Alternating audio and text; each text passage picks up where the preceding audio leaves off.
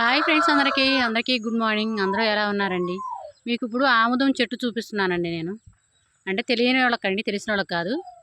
ఆముదం చెట్టు ఎలా ఉంటుందండి. దీనికి కాయలు వస్తాయి. కాయలు ఎండిన తర్వాత గింజలు వస్తాయి. గింజల నుంచి తీస్తే ఆముదం వస్తుందండి. ఉడకబెడితే, గింజలను ఉడకబెడితే ఆముదం వస్తుందండి.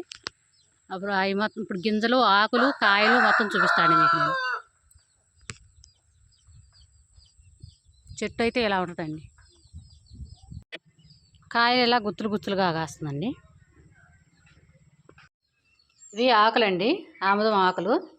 వీటిని కూడా మెడిసిన్గా వాడతారండి. ఇవి తల మాడు నొప్పి వచ్చినప్పుడు ఆకుల్ని బాగా వేడి చేసుకొని తలపైన పెట్టుకొని ఒక క్లాత్ కట్టుకొని ఒక అరగంట సేపు ఉంచుకుంటే ఉపశమనం లభిస్తుందండి. తలనొప్పి కూడా తగ్గుతుందండి వీటిని కట్టుకోవడం వల్ల. మెడిసిన్గా కూడా పనిచేస్తుంది ఆముదం ఆకు. ఆముదం ఆకును ఇలా వేడి చేసుకోవాలండి. ఇట్లా పేడం మీద పెట్టి ఆకును ఇలా వేడి చేసుకోవాలి. ఇలా అయిపోతుందండి. ఈ వేడిగా ఉన్నప్పుడు ఇది ఇలా ఆకు ఇలా వేడిగా ఉన్నప్పుడు తీసి ఇలా తల మీద పెట్టుకోవాలి.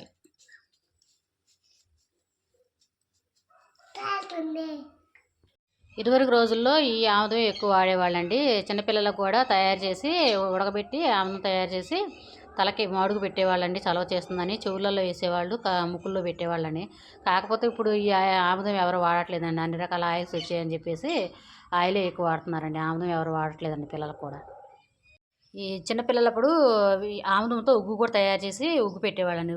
ఆముదంలో కొంచెం చనుబాలు కలిపి రెండింటిని రంగనిచ్చి ఆ రెండింటి మిశ్రమాన్ని పిల్లలకు పెట్టేవాళ్ళండి కడుపులోకి.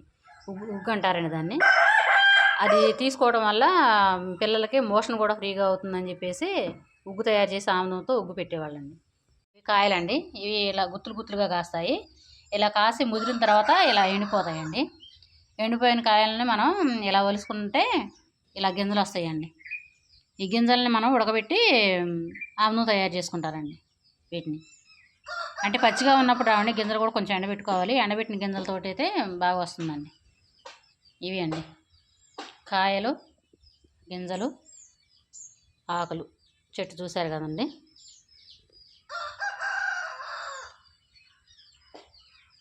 ఈ వీడియో నచ్చినట్లయితే ఒక లైక్ చేసి, షేర్ చేసి, కామెంట్ చేసి నా ఛానల్ని సబ్స్క్రైబ్ చేసుకోండి ఫ్రెండ్స్.